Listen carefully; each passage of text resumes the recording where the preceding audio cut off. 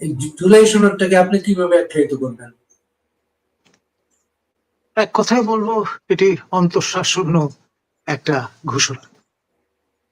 এর মধ্যে সারবত্তা কিছু আছে বলে আমার কাছে মনে হয়নি।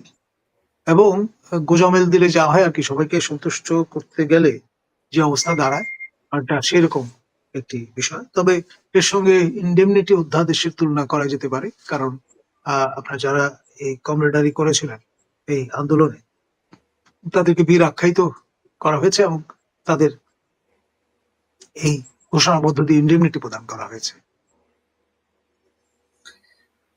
এই বীর আখ্যায়িত করার আরেকটা ইতিহাস আছে আমাদের। 15 আগস্টের যাদেরকে যারা ঘটিয়েছিলেন তাদেরকে সূর্য সন্তান আখ্যায়িত করা হয়েছিল। এবং আজকে সেই সূর্য সন্তানদের অনেকে ছিলেন কক্সবাজারে। এটি খুব আলোচনা তৈরি করেছে। এই জিনিসটা আপনি কিভাবে দেখেন? দেখুন, নৈতিকভাবে এটি সমর্থনযোগ্য নয়। কারণ হচ্ছে, যারা এই কাণ্ডটি করেছেন তাদের বিবেকের দংশন কেন হলো না আমার কাছে আশ্চর্য লাগছে। কারণ অসংখ্য সহযোদ্ধার রক্ত মারিয়ে তারা কক্সবাজার চলে গেছেন। তাদের উচিত ছিল রাষ্ট্রীয় যে আয়োজনটি করা হয়েছে, তাদেরই প্রতিষ্ঠিত সরকার সেখানে শারীরিকভাবে উপস্থিত থাকা। সেটা না করে তারা চলে গেলেন কক্সবাজার, এবং যখন তাদের জিজ্ঞাসাবাদ করা হলো বা জানানো হলো, জিজ্ঞেস করা হলো, তখন তারা একটা এমন জবাব দিয়ে দিলেন যেটি আসলে এই নৈতিক অপরাধে তাদের অপরাধিত করেছে, অপরাধের হিসেবে দাঁড় করিয়েছে। তারা বললেন তারা বেড়াতে এসছেন। আচ্ছা, বেড়ানোর আর কোনো দিন খুঁজে পেলেন না তারা? Why 5th of August? আমার ছাত্র আবু সাইদ এবং মুগ্ধের রক্ত মারিয়ে যাওয়ার সামিল হলো এই কাজটি। আপনার পরে যেটি জানা গেল, ইনভেন্ডো, নিশ্চিত করে বলতে পারবো না, সাবেক মার্কিন রাষ্ট্রদূত পিটার হাস মহোদয়ের সঙ্গে একান্ত বৈঠক করবার জন্য তারা সেখানে গিয়েছেন।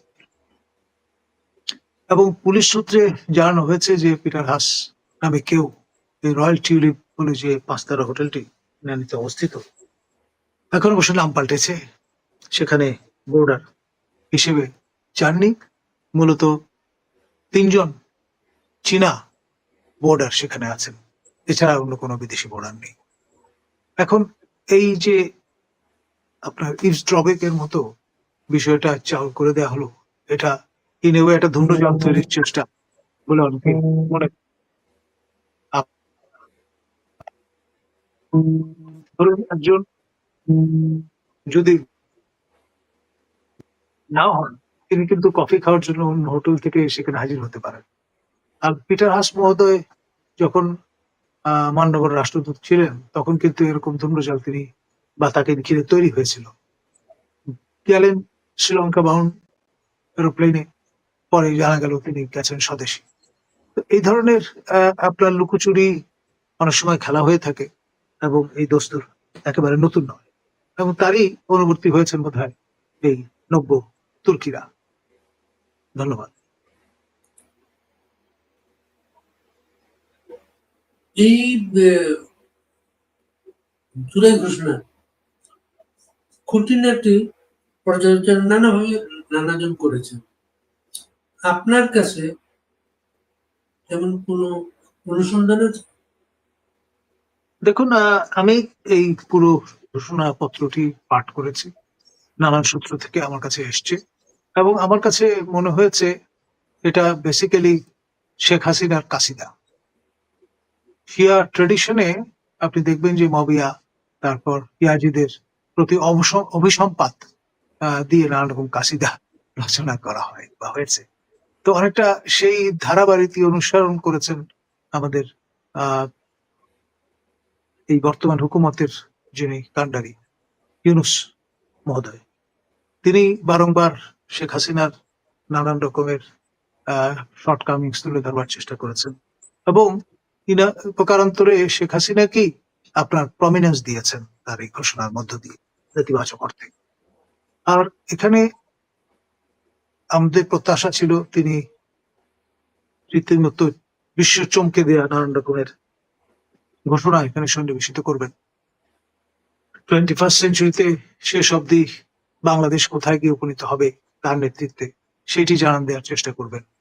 তিনি নতুন নতুন ইনোভেশনের কথা বলবেন, তেমনটিই ছিল প্রত্যাশা। আপনার সেকেন্ড রিপাবলিক এবং সংবিধান নিয়ে পরিষ্কার বক্তব্য রাখবেন, সেগুলোও কিন্তু এখানে অনুপস্থিত। তো ফলে আপনার এটি যেমন জামাত ইসলামীর নায়েবে আমিরকে হতাশ করেছে, তেমনি সকল আপনার সচেতন ব্যক্তি যান বাংলাদেশে তাদেরও হতাশ করেছে ভিন্ন ভিন্ন অবস্থানগত কারণে। এখন তিনি তো আসলে সবাইকে ম্যানেজ করার চেষ্টা করেছেন এর মধ্যে দিয়ে, ফলে ভাগের মা যেমন গঙ্গা পায় না, এখানে অবস্থাটা তেমন হয়েছে। ধন্যবাদ। এখানে কতবার যেহেতু, কতবার সেহেতু, কতবার আওয়ামী লীগ, কতবার শেখ হাসিনা, এটা একটা পরিসংখ্যান রয়ে গেছে। এবং জুলাই শহীদদের জাতীয় বীর ঘোষণা করা হয়েছে।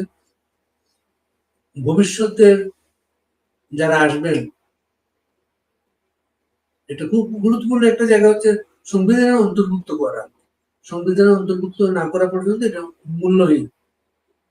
সেই গ্যারান্টিটা আপনি কি পাচ্ছেন? দেখুন, গাছে কাঁঠাল গোফে তেল দেওয়ার মতো একটা বিষয়। আপনার ধরুন, আপনার বাড়ির সামনের রাস্তাটা আপনি কাউকে লিখে দিলেন। এ ধরনের কাণ্ড ফরাসি যেই দেশে তিনি বসবাস করতেন সেই দেশে আছে। বিশ্ববিখ্যাত আইফেল টাওয়ার, এটি 3বার এক ঠগি বিক্রি করে দিয়েছিল সাফল্যের সঙ্গে, 4র্থবার ধরা পড়েছে। এখন এটা তো মার্কেটিং একটা স্কিল, আর এই স্কিলে তো তিনি সেরা, বিশ্ব সেরা। সুতরাং আমি অবাক হব না সেই আইফেল টাওয়ার বিক্রির মতো কোনো কাণ্ড করে বসেছেন কিনা তিনি কে জানে। একইভাবে কিন্তু আমাদের এখানে বঙ্গভবন বিক্রি করা অথবা হাইকোর্টের দেখানো ভবনকে নিজের বাড়ি দেখিয়ে বিয়ে করা, জি। এমন নজির কিন্তু আমাদের। কারণ আপনারা যিনি চলচ্চিত্র নির্মাতা ছিলেন সেরকম একটি ইতিহাস রচনা করেছেন। আমি তার আত্মীয় স্বজনের সঙ্গে চেক ব্যাক করে শুনেছি ঘটনাটার সত্যতা আছে, একেবারেই গালগপ্প নয়। সংবিধানে এটা অন্তর্ভুক্তিটা, রাজনৈতিক দলগুলা কি আপনার মনে হয় যে লক্ষ্য করতে পৌঁছেছেন? দেখুন, তারা এখন সিন্দাবাদের এই দত্তঘাত থেকে নামাতে পারলে বাঁচেন, সেই জন্য যা বলে তাই তথাস্তু। আপাতত রাস্তা মাপেন, নির্বাচনের তারিখ দেন। মানে এক পর্যায়ে তো বিএনপির একজন সিনিয়র নেতা বলেই ফেলেছেন যে ভাই আপনি নীতিতে অপারগ হলে আমরাই তারিখ দিয়ে দেবো। মানে কতটা অধৈর্য হলে মানুষ এইরকম পর্যায়ে যায়, এবং সবার ধৈর্যচ্যুতি ঘটিয়ে ফেলছেন তিনি, এটা বলতেই হবে। আওয়ামী লীগ একটা গুরুত্বপূর্ণ রাজনৈতিক অংশ বাংলাদেশের। টুডে টুমোরো এখন আওয়ামী লীগকে মাইনাস করে কেউ চিন্তা করে যেতে পারে, দিন শেষে আওয়ামী লীগকে মাইনাস করে বাংলাদেশে স্টেবল রাজনীতি হবে না। আওয়ামী লীগের একজন নেতাকে আজকে জিজ্ঞেস করেছিলাম আমরা, এই জুলাই শহীদদের তারা কিভাবে মূল্যায়ন করবেন ভবিষ্যতে। তারা উত্তর দিয়েছেন, তারা আগে প্রতিটা হত্যাকাণ্ডের যথাযথ তদন্ত, কে কিভাবে মারা গেল, কে কার হাতে কে হত্যাকাণ্ডের শিকার হলো, এই জিনিসটা তারা আগে নিশ্চিত হওয়ার চেষ্টা করবেন। আপনি কি বলছেন জিনিসটা? Fair enough. আমার পরিষ্কার মনে হচ্ছে আমার ছাত্র আবু সাইদ, তিনি হত্যাকাণ্ডের সম্মুখীন হওয়ার পরে, তখন শেখ হাসিনা ক্ষমতায়, তিনি তার ভাষায় দাফন কাফন থেকে শুরু করে সবকিছুর ইন্তজাম করে দিয়েছিলেন। এবং ভুলে গেলে চলবে না, আবু সাইদ শেখ হাসিনার শ্বশুরবাড়ি অঞ্চলের মানুষ। তো ফলে তিনি যে জেস্টারটি দেখিয়েছেন এটি গুডউইল জেস্টারই বলবো আমি।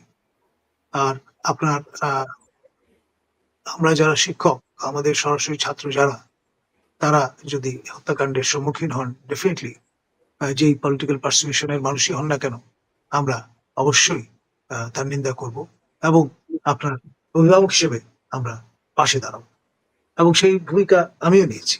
আমি প্রথম সবার আগে আবু সাইদের হত্যাকাণ্ডের নিন্দা করেছি, শোক বাণী প্রদান করেছি এবং আহ্বান জানিয়েছি আমার সাকসেসর যিনি ভাইস চ্যান্সেলর ছিলেন, পঞ্চম ভাইস চ্যান্সেলর, তাকে শোকবাণী প্রদানের জন্য। যদিও তিনি দ্বিধান্বিত ছিলেন, আমি নিজে শোকবাণী না দিয়ে পিআরওকে দিয়েছেন। আজকে প্রফেসর হাসিবুর রশিদ পঞ্চম ভাইস চ্যান্সেলর, তিনি আবু সাইদ হত্যাকাণ্ডের আসামি। তো এই যে আপনার এই যে বিষয়টা, যে শেখ হাসিনা তার পিতাকে আপনার অভ্যর্থনা করেছিলেন, তার মতো করে সহায়তা করবার চেষ্টা করেছিলেন। আপনার যখন একটা নির্মোহ বিশ্লেষণে যাবেন, সব বিষয় কিন্তু আপনার ফোরফ্রন্টে নিয়ে আসতে হবে। আপনার এককভাবে কৃতিত্ব দাবি করার চেষ্টা করাটা বোধহয় সমীচীন নয় কোনো পক্ষের। ধন্যবাদ। এই ঘোষণার আগে পরে জাতীয় ঐক্যমত্য কমিশনের অনেকগুলো বৈঠক আমরা দেখেছি, এবং আজকে তাদের অনেকেই অনুপস্থিত ছিলেন। এখানে কোনো অনৈক্য আছে না এটা আনুষ্ঠানিকতা মাত্র? আমার কাছে মনে হয়েছে এক ধরনের ফ্যাটিক কাজ করছে, অবসাদ। মানে এই যে সিরিজ অফ মিটিংস, যেখানে চা নাস্তা খেয়েছেন, ভাগ বিতরণটা হয়েছে, নানান রকমের আপত্তি উঠেছে, যেমন রুহিন হোসেন প্রিন্স কমিউনিস্ট পার্টির পক্ষ থেকে তিনি ওয়াক আউট করেছেন, রীতিমতো আপনার আপত্তি জানিয়েছেন, সহমত পোষণ করছেন না, সে কথাটি জানান দিয়েছেন। তো এরকম অনেকেই আছেন যারা গিয়েছেন কিন্তু সহমত পোষণ করেননি। মানিক ভাই, এর বিরুদ্ধে আয়োজনের পেছনে একটা বড় উদ্দেশ্য ছিল, বড় একটা সমাবেশ ঘটানো। বাংলাদেশের এই চত্বরে অনেক বড় বড় সমাবেশের ইতিহাস আছে কিন্তু, এবং স্বতঃস্ফূর্ত সমাবেশ ছিল কিছু। এত ট্রেন ভাড়া করা, এত কিছু করা, অফিস আদালত ছুটি দেয়া, গার্মেন্ট ছুটি দেয়া, দিন অফিস শেষে অর্ডার দেওয়া হতো যে এটা বাধ্যতামূলক, আপনাকে আসতে হবে সমাবেশ স্থলে। অর্জনটা কি দিন শেষে? আমি বলবো আপনার অশ্বডিম্ব। কারণ এই যে ট্রেন, বিশাল ট্রেন, হয়তো দেখা গেল যাত্রী 19, 20, 30 জন, কিংবা কোথাও কোথাও আবার বিক্ষোভ প্রদর্শন করা হয়েছে, ট্রেনের মান উন্নত নয় কেন ইত্যাদি, পথ আটকে দেওয়ারও চেষ্টা হয়েছে। তো এই যে অব্যবস্থাপনা, এবং সবই কিন্তু আপনার জনগণের করের টাকার শ্রাদ্ধ, বই অন্য কিছু নয়। একটা সময় আসবে যখন প্রফেসর ইউনূস এবং তার পারিষদবর্গকে এর আপনার জবাব দিতে হবে, এবং এটা ম্যাটার অফ টাইম। জনগণের করের টাকা ছত্রচার করার অধিকার আসার কারণে আপনি যখন শপথ গ্রহণ করলেন, তখন সেই অব্লিগেশন আপনি পড়ে গেলেন। ওজারতি খুব সহজ কাজ নয়। আতাউর রহমান ওজারতির কয়েক বছর সম্পর্কে তার আত্মজীবনীর অভিজ্ঞতা লিখে গেছেন। আমি আহ্বান করব আমাদের উপদেষ্টাবৃন্দকে সেই গ্রন্থটি পড়ে দেখবার জন্য। আপনি কি প্রধানমন্ত্রীত্বের 18 মাস সেই বইটার কথা বলছেন? ওজারতির 2 বছর নাকি এরকম একটা শিরোনাম ছিল, যদি আচ্ছা। মনে পড়ে। এর মাঝে এটার সাথে তো একটা ইলেকশন বিষয় আছে। প্রধান উপদেষ্টাও একটা ভাষণে আগামী রমজানের আগে ফেব্রুয়ারিতে নির্বাচনের কথা বলেছেন, ইলেকশন কমিশনকে তিনি বলবেন। ঠিক দুদিন আগে একজন উপদেষ্টা ফরিদা আক্তার, তিনি বলেছেন বিচার শেষ না হওয়া পর্যন্ত তারা ক্ষমতা ছাড়বেন না, বা এই বিষয়টা রাজনৈতিক দলের হাতে ছেড়ে দেবেন না। আপনার পর্যবেক্ষণ কি নিয়ে? দেখুন, এই জাতীয় কথা এনসিপির কর্ণধার তিনিও বলেছেন। মূল বিষয় সেটি হচ্ছে প্রফেসর ইউনূস আপনার একটা গ্যারাগলে পড়েছেন। নিজেই নিজের এই সমস্যা তৈরি করেছেন নানান সময় নানান রকম কথাবার্তা বলে। এখনো তার ধারাবাহিকতায় এরকম একটি সময় নির্দেশ করেছেন। কিন্তু 22 জানুয়ারি সেই নির্বাচনের তারিখের কথা কিন্তু আমরা ভুলে যাইনি। 111 সরকারের সময় আপনার নিশ্চয়ই মনে আছে 2007-এ এই তফসিলটি ঘোষিত ছিল। আজ অব্দি কিন্তু 22 জানুয়ারি নির্বাচনটা আমরা কেউ প্রত্যক্ষ করতে পারিনি। সেই নির্বাচন বছরখানেক পরে 29 ডিসেম্বর 2008-এ নবম সংসদ নির্বাচন সেটি অনুষ্ঠিত হয়েছিল। তো সুতরাং সময় ঘোষণা করা এবং তারিখ ঘোষণা করাই শেষ কথা নয়। আসলে আপনার ইন্টেন্ট বা মোটিভটা কি সেটা গুরুত্বপূর্ণ। যে ইঙ্গিত প্রদান করা হচ্ছে তা কিন্তু তাৎপর্য বহন করে। আপনার নির্বাচন পর্যবেক্ষণের ইতিহাস 30 বছরের জি। পুরনো এবং অভিজ্ঞতা সম্পন্ন। নির্বাচন কমিশন সমস্ত পর্যবেক্ষকদের অনুমোদন বাতিল করেছে। নতুন করে অনুমোদন ঠিক আবেদন না, আপনার যে মেয়াদ আরো 2027 পর্যন্ত ছিল, 5 বছরের জন্য নিবন্ধন দেওয়া হয়েছিল, তা তারা প্রত্যাহার করেছে। এবং নতুন করে আবেদন করার জন্য বিজ্ঞপ্তি দিয়েছেন 10 তারিখে তার ডেডলাইন এ মাসে। এর এর উদ্দেশ্যটা কি আপনাদের মনে হয়েছে? আমাদের কাছে মনে হয়েছে এটার পিছনে একটা রাজনীতি আছে।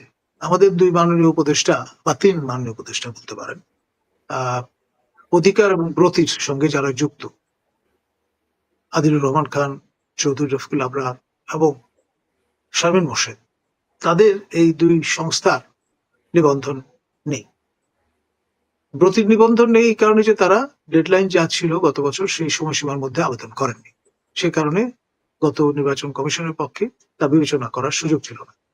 আর আদিল রহমান খান তার যে অধিকার সেটা ওই হেফাজত কাণ্ড নিয়ে যেই রিপোর্ট হাজির করেছিলেন সেটা তৎকালীন সরকারের মনোভূত হয়নি, ফলে একটা পর্যায়ে তারা ডিরেজিস্টার্ড হয়ে গেছিলেন।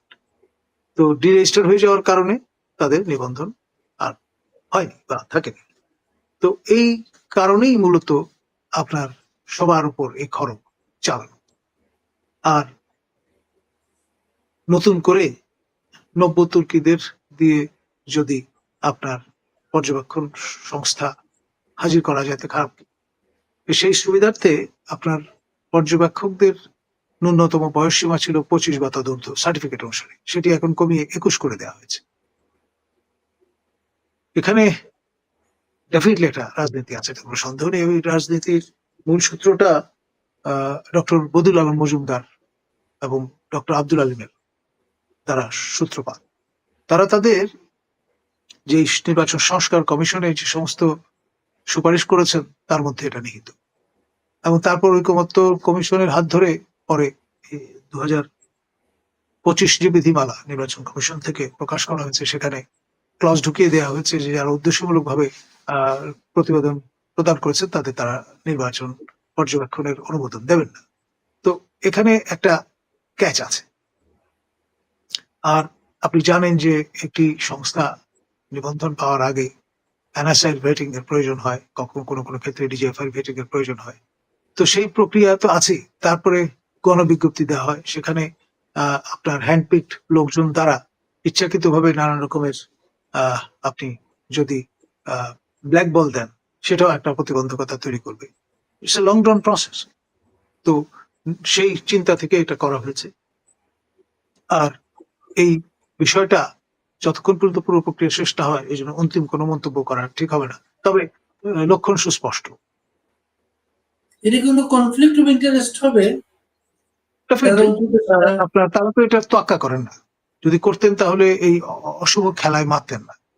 2027 পর্যন্ত সবারই নিবন্ধন যাদের ছিল তারা মেয়াদ শেষ করার পরে নতুন করে নবায়নের সময় তখন এই বিষয়গুলো নিয়ে আসা যেত।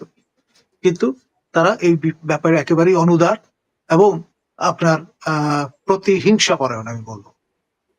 আমাদের ডক্টর বদিউল আলম মজুমদার তিনটি কমিশনের নডিং নিয়েছেন, তিনটি আমলে আপনার এনজিও ব্যুরোর ক্লিয়ারেন্স নিয়েছেন, যেটি প্রধানমন্ত্রী সচিবালয়ের অধীনে পরিচালিত, এবং ঠিকই তার ক্যান্ডিডেটস ফোরাম করার জন্য ডোনার কমিটি থেকে অর্থ ছাড় করিয়েছেন, এবং এই বেনিফিশিয়ারি আবার অন্য বেনিফিশিয়ারিদের দিকে আঙুল তুলছেন, which is really unfortunate.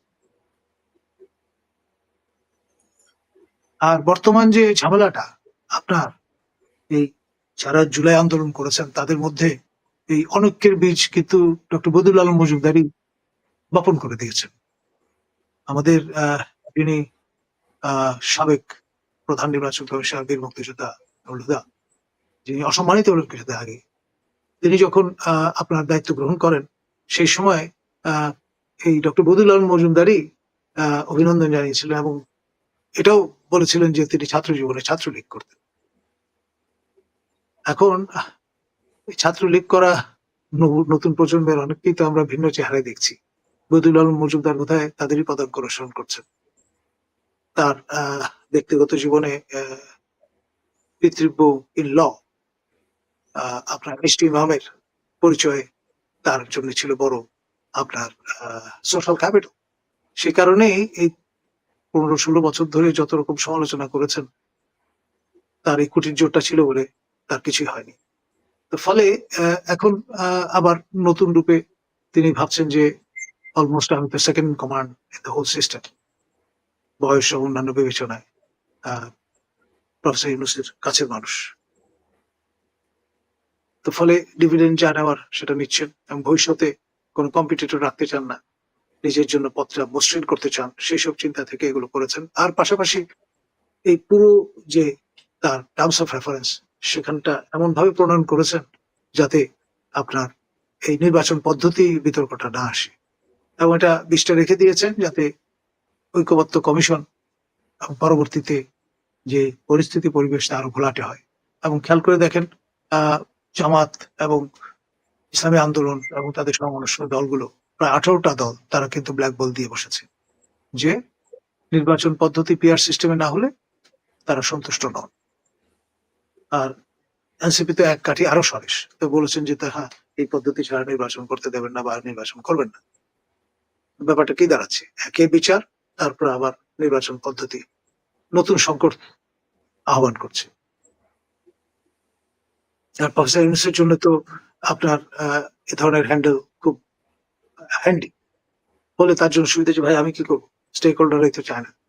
সুতরাং বিয়ন্ড 2026-এর পরে যদি ইলেকশন হয় আমার তো কোনো সমস্যা নেই, আমি তো ফিট আছি।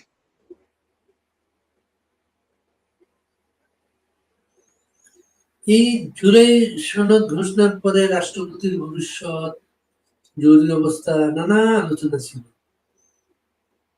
এগুলো কি প্রাসঙ্গিক এখন? একেবারেই উড়িয়ে দেওয়া যায় না, এই কারণে যে যেই ঘোষণাটি আপনি দেখছেন নানামুখী চাপে পড়ে এই রূপ পরিগ্রহ করেছে। আপনি খেয়াল করে দেখেন ইঙ্গিতটা কিন্তু আমাদের মাননীয় উপদেষ্টা মাহফুজ আলম দিয়ে দিয়েছেন। গতকালই তিনি স্ট্যাটাস দিয়েছিলেন যে 111-এর পদধ্বনি শুনতে পাচ্ছি। এটা তো এমনি এমনি দেননি, সেরকম আশঙ্কা থেকে এই ঘোষণাটি চরিত্র পাল্টে গেছে। এখানে সংবিধান ছুঁড়ে ফেলার কথা ওইভাবে বলা নেই, এখানে সেকেন্ড রিপাবলিক জারি করার কায়েম করার কথাও বলা নেই ওই সব কারণে, বা রাষ্ট্রপতিকে পদচ্যুত করার কথা ওইভাবে বলা হয়নি, কম্প্রোমাইজ করতে হয়েছে।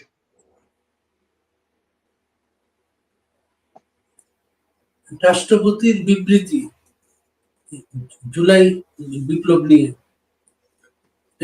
বিতর্ক এসেছে, বিবৃতিটি নিয়ে। আমরা গতকালকে বঙ্গভবনে যোগাযোগ করেছিলাম, বঙ্গভবন থেকে বলা হয়েছে তারা যে বিবৃতি দিয়েছেন, যেটা প্রকাশ পেয়েছে, এটা এক বিবৃতি না, সেটাকে খোসামাজা করা হয়েছে এবং রাষ্ট্রপতি কোনো বিবাদে যেতে চাননি। আপনাদের কিছু কোনো তথ্য আছে ব্যাপারে? দেখুন, সঙ্গত কারণেই তিনি তো রাষ্ট্রের প্রতীক, কোনো পার্টিজান স্ট্যান্ড তার নেবার অধিকার নেই। তো সে কারণে যে বিবৃতিটি হাজির করা হয়েছে, এখানে যে ট্র্যাডিশনটা আমার ধারণা মেনটেন করা হয়েছে, পিএমও, ফর্মার পিএমও, এখন চিফ অ্যাডভাইজার্স অফিস, সেখান থেকে যেভাবে লিখে দেওয়া হয় তার বাইরে কোনো কিছু করার সুযোগ নেই, হাত পা বাঁধা, সেটাই ট্র্যাডিশন।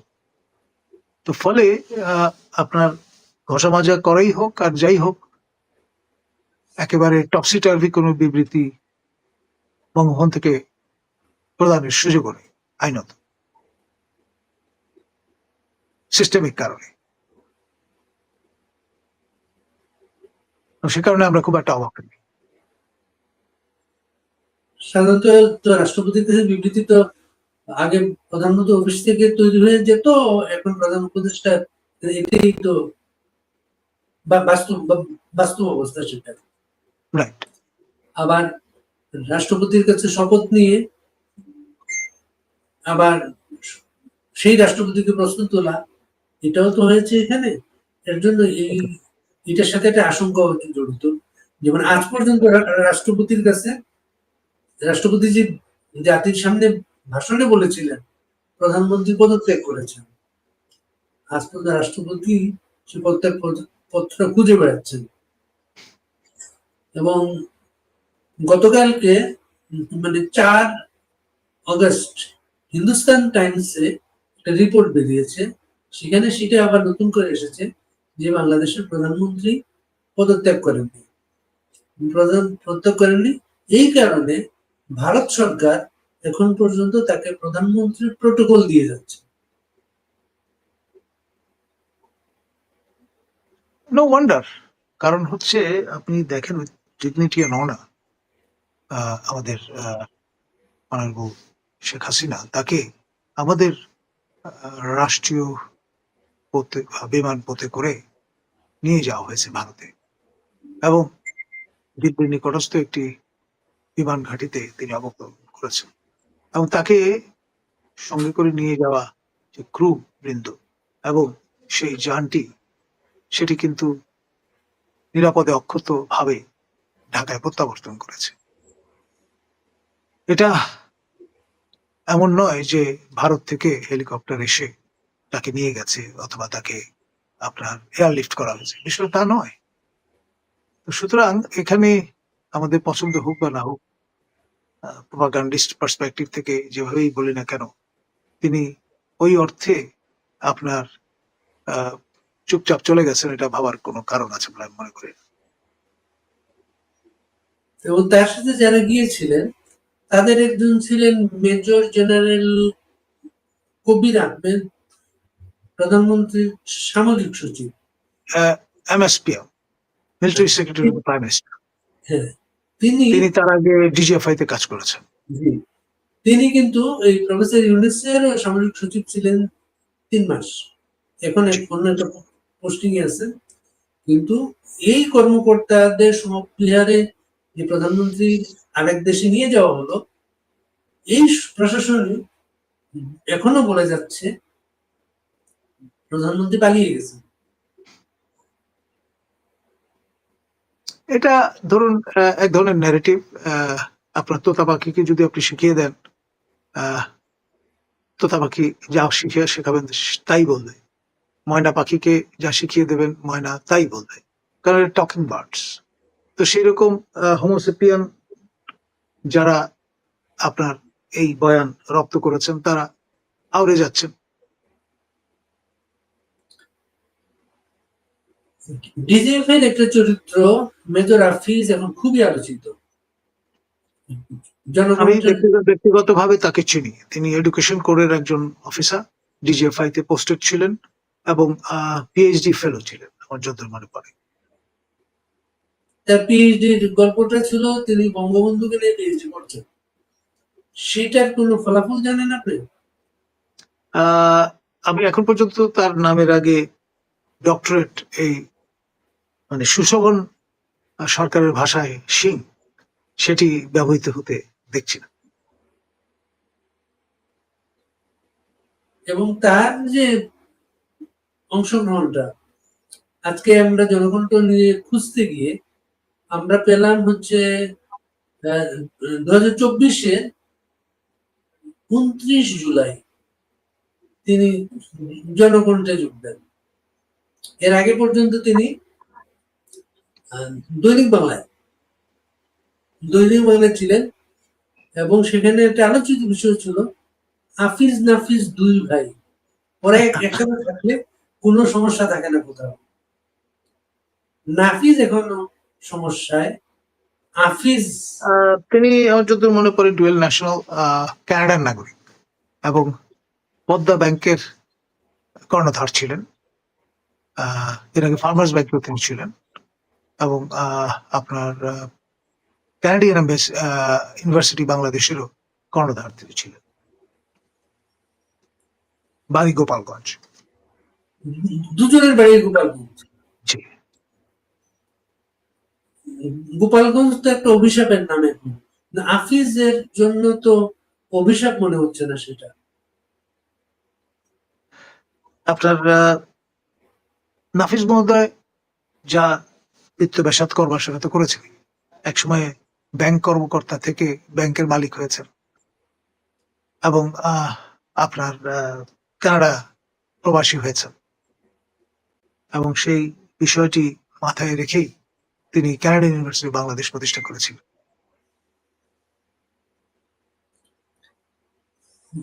ভোরের পাতার টক শোর সাথে এদের কোনো সম্পর্ক ছিল হাফিজের? এইটা আমি নিশ্চিত করে বলতে পারবো না। ভোরের পাতার টক শোর সাথে আপনি জড়িত ছিলেন? আমি গেস্ট হিসেবে গেছি মাঝে মধ্যে, মানে আমি অ্যাঙ্কর ছিলাম না। আমি তো সব টক শোতেই যাই, যারাই ডাকেন আমি কাউকে মানা করি না। নেভার। আমি খোঁজ করতে গিয়ে ওরা 1300-র মতো টক শো করেছে, বেশ জি। বড় অংশ, কিন্তু আমরা খুবই আলোচিত টক শো বলে আমারও তো খেয়াল পড়ে না।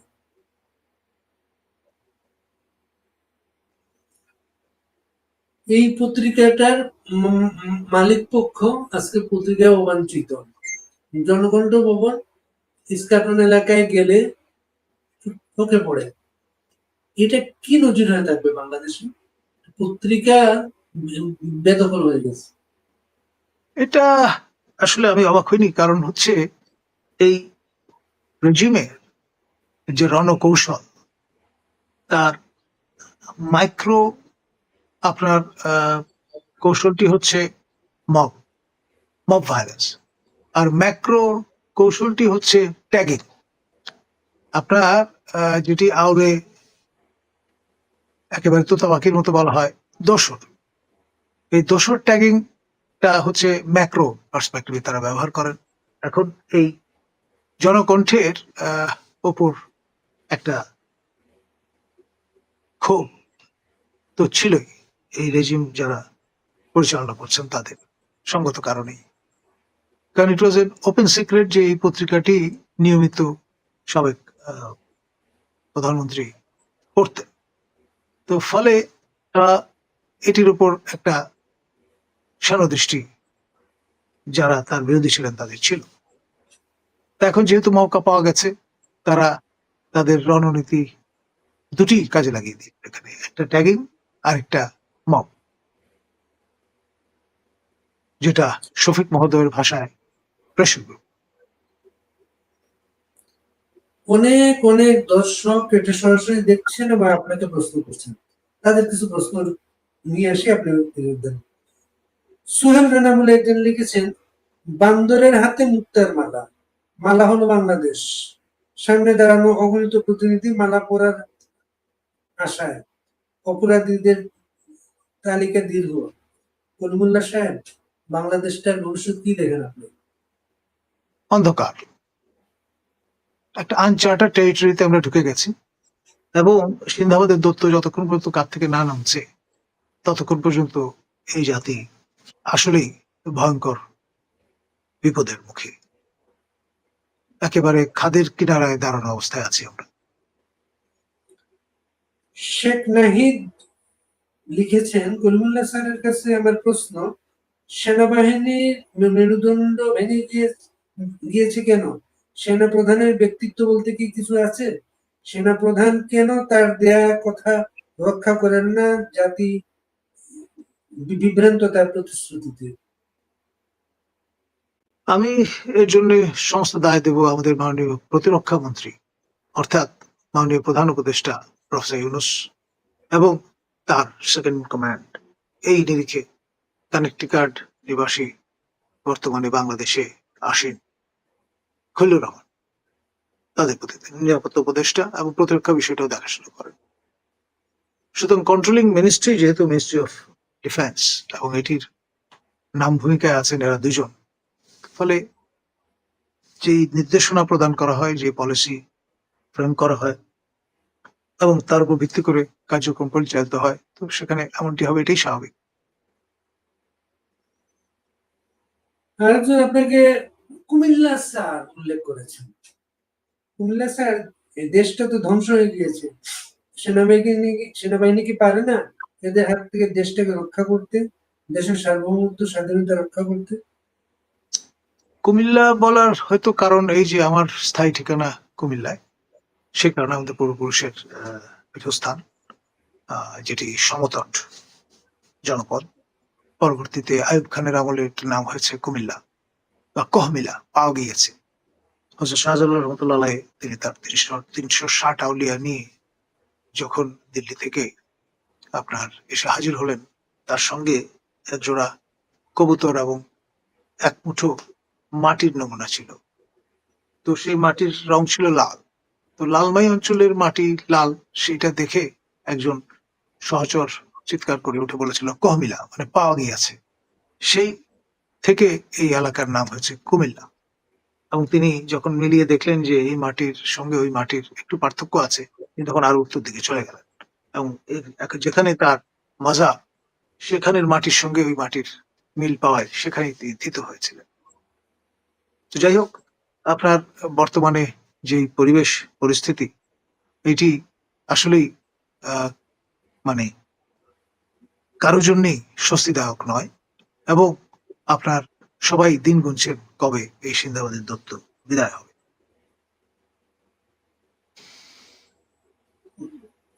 কামালউদ্দিন হবি তিনি লিখেছেন, মোহাম্মদ ইউনূস কোনদিন রাষ্ট্রপতি হতে পারবেন কিনা, আপনি কি মনে করেন? আমার ধারণা তিনি প্রেফার করবেন সেক্রেটারি জেনারেলের পদ জাতিসংঘের। গুতারেস মডেলে তিনি হাঁটছেন। গুতারেস মহোদয় প্রথমে পররাষ্ট্রমন্ত্রী ছিলেন, পরে প্রধানমন্ত্রী হয়েছেন পর্তুগালের, তারপরে সেক্রেটারি জেনারেল। আমাদের প্রফেসর ইউনূসও তত্ত্বাবধায়ক সরকারে উপদেষ্টা ছিলেন মন্ত্রীর মর্যাদায়, এখন প্রধান উপদেষ্টা প্রধানমন্ত্রীর মর্যাদায়। পরবর্তী ডেস্টিনেশন হতে পারে সেক্রেটারি জেনারেল অফ ইরান। দেশের ক্ষেত্রে বা বৃত্তি যদি থাকে, তিনি যদি এখানে থাকেন বঙ্গভবনে থাকলে দশা কি হয় সেটা আমাদের শাহাবুদ্দিন চুপ্পু মহোদয়কে দেখেই তো তিনি অনুমান করতে পারছেন। সুতরাং এই সোনার পিঞ্জরায় তিনি ঢুকতে চাইবেন বলে আমার মনে হয় না। যার আমলে তার দেশে মব সন্ত্রাস বলে একটা জিনিস চালু হয়েছে, যার আমলে তার দেশে বিচার প্রার্থী মানুষের উপর আদালতে হামলা করা হয়েছে, তাকে কি জাতিসংঘের মহাসচিব পদে সদস্য দেশগুলো ওয়েলকাম করতে পারে? ভাই, মন কলা খেতে তো কোনো অসুবিধা নেই। আপনি এই এক্সপ্রেশন বোধহয় বাংলা ভাষা ছাড়া আর কোথাও নেই। তো স্বপ্ন দেখতে অসুবিধা কোথায়? সেটা দিবার ভাবেই হোক, দিবাভাগেই হোক আর রাত্রেই হোক। একজন লিখেছে, ইয়াহিয়া খান 1971 সালের 5 আগস্ট শ্বেতপত্র প্রকাশ করেছিলেন, সেটার ফলাফল আমরা সবাই জানি। এই 5 আগস্টের এই ঘোষণাপত্রের ভবিষ্যৎটা কি? এটা আসলে নিশ্চিত করে বলা যাবে না। এই ঘোষণাপত্র যারা প্রকাশ করেছেন তাদের হয়তোবা একটা সময়ে বিচারের কাঠগড়ায় দাঁড়াতে হতে পারে। আপনার এই কাজটি করবার কথা একটি অ্যাকাউন্টেবল গভর্নমেন্টের, অর্থাৎ পার্লামেন্ট যেখানে আছে, নির্বাচিত পার্লামেন্ট, তাদের। এই যে ঘোড়ার আগে গাড়ি জুতবার যে চেষ্টাটি হলো, সেটির ফলাফল ভালো নাও হতে পারে।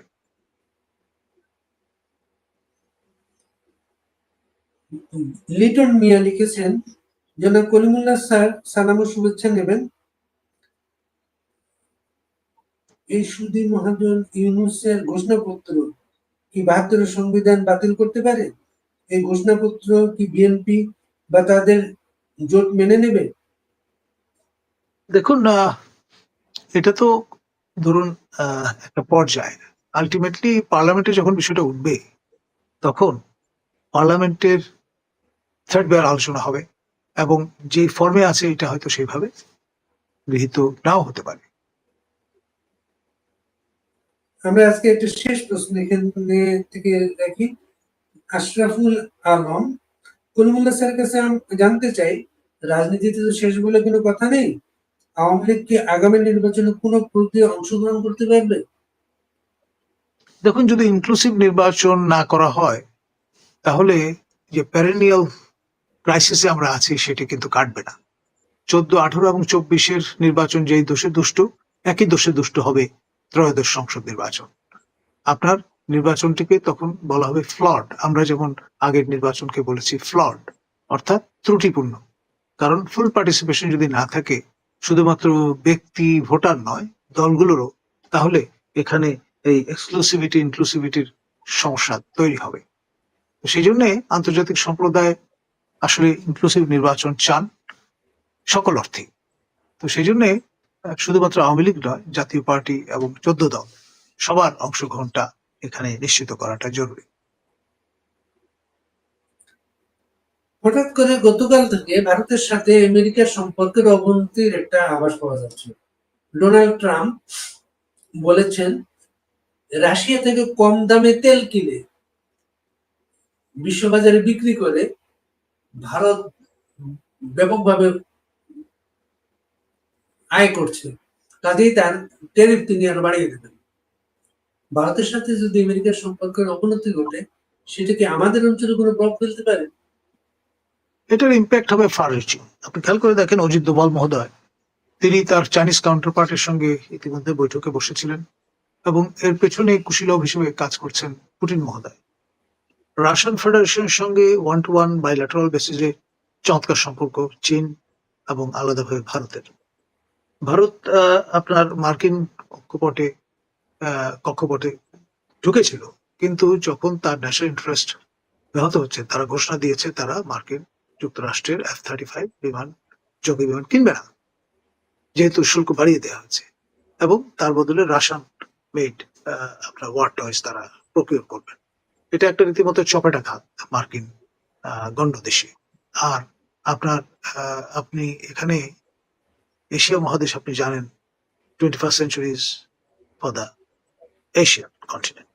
এখানে এই মহাদেশে পরাশক্তি চীনের অবস্থান, পরাশক্তি রাশিয়ান ফেডারেশনের অবস্থান, যদিও বিশ্ব পরিচিতি রাশিয়ার ইউরোপীয় দেশ হিসেবে তার এই বিস্তৃত চরাচরের সর্ববৃহৎ অংশ কিন্তু এশিয়া মহাদেশে অবস্থিত, বিয়ন্ড ইউরাল মাউন্টেন।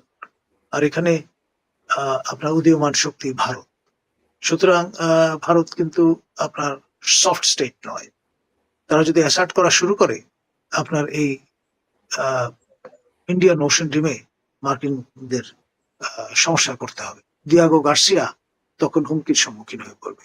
আর রাশিয়ানদের, তারপরে চাইনিজদের, তারপরে আপনার ইন্ডিয়ানদের ব্লু ওয়াটার নেভি আছে।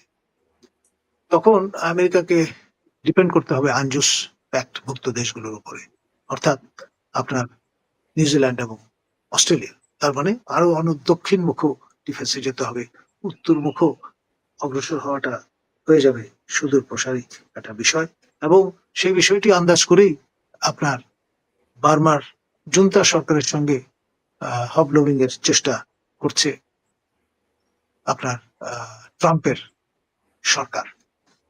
এটাও কিন্তু একেবারে 180 ডিগ্রি সমারসল্টের মতো একটা বিষয়। গাজার যে গণহত্যা 60,000 ছাড়িয়েছে, এখন মানুষ প্রতিদিন রিলিফ নিতে গিয়ে মারা যাচ্ছেন এবং না খেয়ে মারা যাচ্ছেন। এই পরিস্থিতিতে ফ্রান্স, ব্রিটেন এবং আরেকটা দেশ কানাডা, 3টা দেশ তারা বলেছে জাতিসংঘের আগামী অধিবেশনে তারা ফিলিস্তিন রাষ্ট্রের পক্ষে অবস্থান নেবেন। অস্ট্রেলিয়ান প্রাইম মিনিস্টার পরশুদিন রাতে হঠাৎ করে মাহমুদ আব্বাসকে ফোন করেছেন, ফোন করে বলেছেন জাতিসংঘ অধিবেশনের সাইডল্যান্ডে তিনি তার সাথে বসবেন। গাজার এই ব্যাপক প্রাণহানির বিনিময়ে ফিলিস্তিন রাষ্ট্রের কি কোনো সম্ভাবনা তৈরি হচ্ছে? দেখুন, ইসরায়েল হচ্ছে এমন একটি রাষ্ট্র যারা পৃথিবীর অনেক কিছু নিয়ন্ত্রণ করে। ইকোনমি বলেন, মিডিয়া বলেন, আপনার ওয়ার মেশিন বলেন, সবকিছু। পৃথিবীর এখন পর্যন্ত সবচেয়ে শক্তিশালী রাষ্ট্র মার্কিন যুক্তরাষ্ট্র, এবং মার্কিন যুক্তরাষ্ট্রকে একমাত্র নিয়ন্ত্রণের সুযোগ আছে ইসরায়েলের। মার্কিন যুক্তরাষ্ট্র যখনই আঘাতপ্রাপ্ত হয়েছে তারা কিন্তু রিটালিয়েট করেছে। একমাত্র ইসরায়েলের ক্ষেত্রে তেমনটি ঘটেনি। তারা একটা ফ্রেন্ডলি ফায়ারের মধ্যে ফেলে মার্কিন একটি রণতরী ধ্বংস করে দিয়েছিল, কিন্তু আমেরিকাকে সেটি হজম করতে হয়েছে। এই রকমের ব্যতিক্রমে আপনার কোনো উদাহরণ পৃথিবী ইতিহাসে আর দ্বিতীয়টি নেই। আর এখানে আপনার ট্রাম্প মহোদয় সম্পর্কে যেটি বলা হয় যে তিনি বছর দুয়েক আগে কনভার্টেড হয়েছেন ইন্টু জুডাইজম তার সান ইন লর সূত্রে, এবং তারই উৎসাহে আপনার তেল আভিভ থেকে মার্কিন দূতাবাস, যেটা ইসরায়েল ইটার্নাল ক্যাপিটাল বলে দাবি করে, জেরুজালেম, সেখানে আপনার স্থানান্তর করা হয়েছে। এবং এখন প্রক্রিয়া চলছে লার্জার ইসরায়েল গঠনের। ইজিপ্ট থেকে শুরু করে ইরাক পর্যন্ত পুরো টেরিটরি নিয়ে জান ল্যান্ড অর্থাৎ লার্জার ইসরায়েল তৈরির প্রক্রিয়ার অংশ হিসেবে গাজার উপরে অ্যাট্রোসিটি নেমে এসছে। আপনি ইসরায়েলি আইডিএফ সোলজারদের, ইসরায়েল ডিফেন্স ফোর্স সোলজারদের যে ইনসিগনিয়া, সেখানে দেখবেন লার্জার ইসরায়েলের ম্যাপ অঙ্কন করা আছে, ইজিপ্ট থেকে শুরু করে এই ইরাক পর্যন্ত পুরো টেরিটরি। এবং ইতিমধ্যে আপনি জানেন যে ইসরায়েল তাদের পার্লামেন্টে সেটে আপনার ওয়েস্ট ব্যাংক অ্যানেক্সেশনের রেটিফিকেশন প্রদান করেছে। গোলান হাইটস তো তারা আগেই রেটিফাই করে দিয়েছে, এবং তাদের একটা পরিকল্পনা আছে গাজা খালি করবার, গাজা অকুপাই করবার, এবং গাজার অধিবাসীদের একটা কৃত্রিম দ্বীপ তৈরি করে ভূমধ্যসাগরে রাখবার, যারা অবশেষে বেঁচে থাকবেন। এই প্রস্তাব তারা 2016-তে দিয়েছেন। তো ফলে সেই লক্ষ্যে স্লোলি এবং শিওরলি ইসরায়েল অগ্রসর হচ্ছে। এটি আপনার ওয়েস্টার্ন মরাল যে বেসিস সেটাকে নাড়া দিয়েছে, সে কারণেই হয়তো ফ্রান্স, যুক্তরাজ্য এবং কানাডা রিথিঙ্ক করছে। এটা বেসিক্যালি জাতিসংঘের যে রেজলিউশন তারই বাস্তবায়ন, নতুন কিছু নয়। কিন্তু ডিফ্যাক্টো সেন্সে ইসরায়েল ম্যাটার করে, এবং তাদের হাত অনেক লম্বা। বাংলাদেশের সীমান্ত তারা নিয়ন্ত্রণ করে, এটা আমরা অনেকেই জানি না। এই যে কাঁটাতারের বেড়া, ওয়াচ টাওয়ার, সবই কিন্তু ইসরায়েলি যে আপনার মডেলটা আছে তার বাস্তবায়ন। এবং ফেলানির মতো মানুষ যখন মরে ঝুলে থাকলো, এটারও পেছনে ইসরায়েল। আপনার ইসরায়েল যখন থেকে নাইট ভিশন, গুগল এবং গ্যাজেট দিয়ে সমৃদ্ধ করা শুরু করলো বিএসএফ কে, তখন থেকে দিন রাতের কোনো পার্থক্য আর থাকলো না। 47 পরবর্তী সময়ে আমাদের সীমান্তবর্তী অঞ্চলের মানুষজন এর থ্রাইভিং প্রফেশনই হচ্ছে আপনার চোরাচালান। তো সেটা তারা under the darkness, cover of darkness তারা করে থাকতেন। এখন এই নাইট ভিশন, ইসরায়েলি গুগলের কারণে এখন কোনো পার্থক্য নেই। এবং এটি তদারক করবার জন্য বিএসএফ কে কারিগরি সহায়তা, অ্যাডভাইজারি সহায়তা দেওয়ার জন্য আওরঙ্গজেব রোডে অবস্থিত ইসরায়েলি যে দূতাবাস আছে দিল্লিতে, সেখান থেকে প্রতি সপ্তাহে 3 দিনের জন্য একটি টিম চলে আসে কলকাতায়, এবং একটা মেকশিফট কনসুলেট তারা সেখানে মেনটেন করেছেন বা করছেন।